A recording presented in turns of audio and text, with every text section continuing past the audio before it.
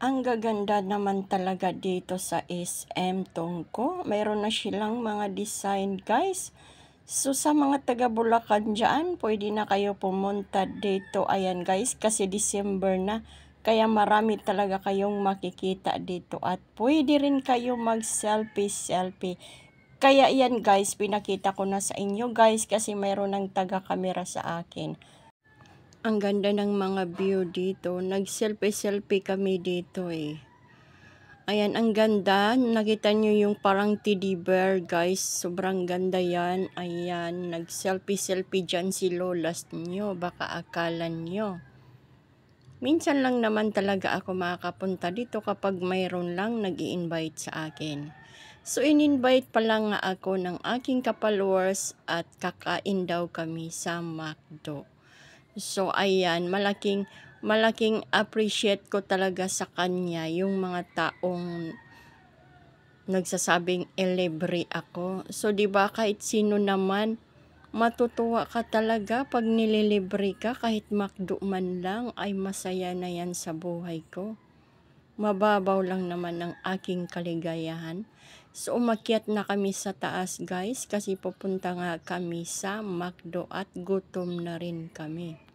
So, habang naglalakad ako ay binibidyohan talaga ako ng aking followers. Ayan, ang bait naman ng aking followers. Sobra talaga.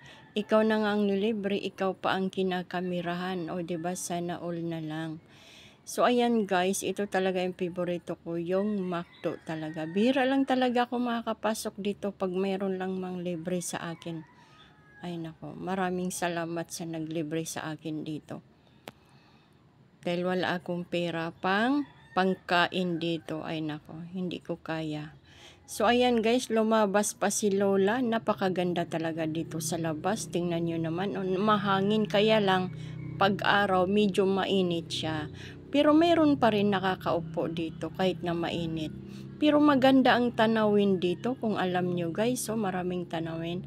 So, saglit lang ako at bumalik ako sa loob. Minsan lang talaga nakakagala ang lola nyo guys.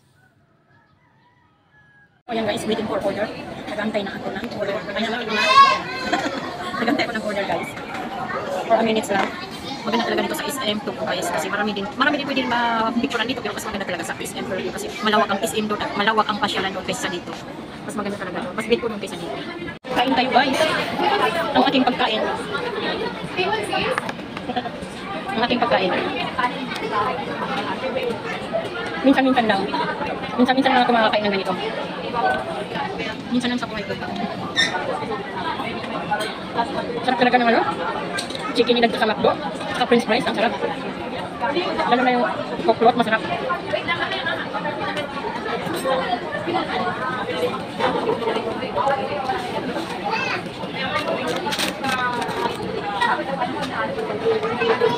Dalawang chicken ko.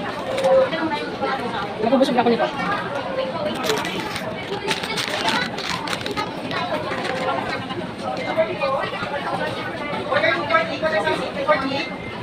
Parang tawag yung everyone. Thank you po. Parang drinks.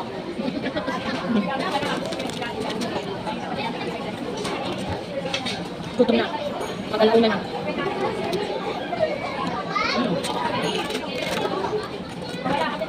Crispy na crispy ang chicken nila dito guys. Sobrang crispy.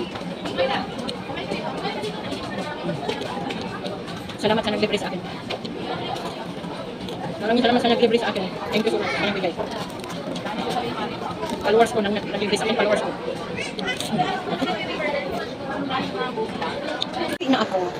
Pauwi na ako ngayon. Inahanap ko yung daanan. Pauwi na ang lola niyo guys kasi nakakain na siya ng McDo. Minsan-minsan lang. Kaya salamat sa naglibre sa akin.